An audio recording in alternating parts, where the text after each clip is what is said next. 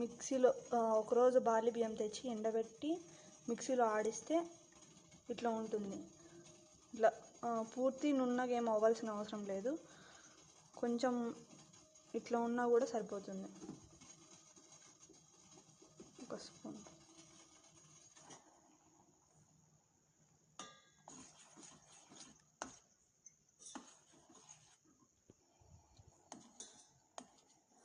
గడ్డలు కట్టకుండా ఇట్లా మంచిగా నీట్గా ఉడకనిచ్చుకోవాలన్నమాట ఇదంతా.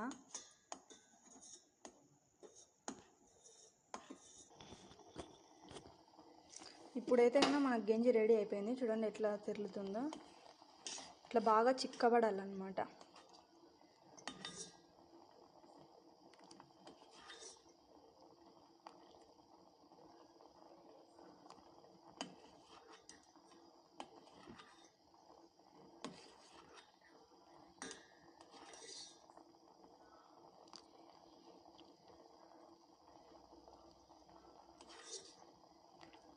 చూడండి ఉడికింది.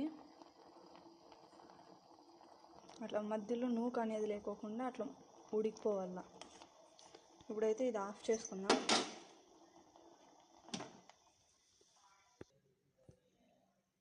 మనం రెడీ చేసుకున్న బార్లీ బియ్యం గంజి.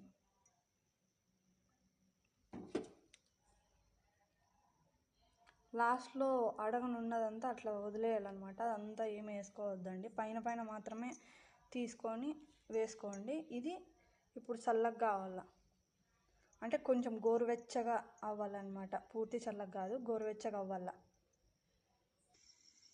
ఆ గంజి కొంచెం చల్లగా అయ్యేలోపు మా ఇంటి బయట చూడండి ఎట్లుంటుందో నైట్.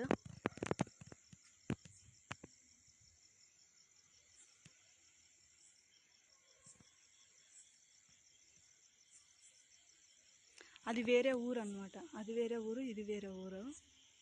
లైట్స్ కనిపిస్తున్నది.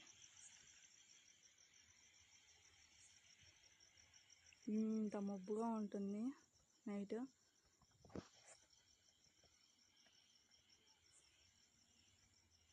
మా కుక్క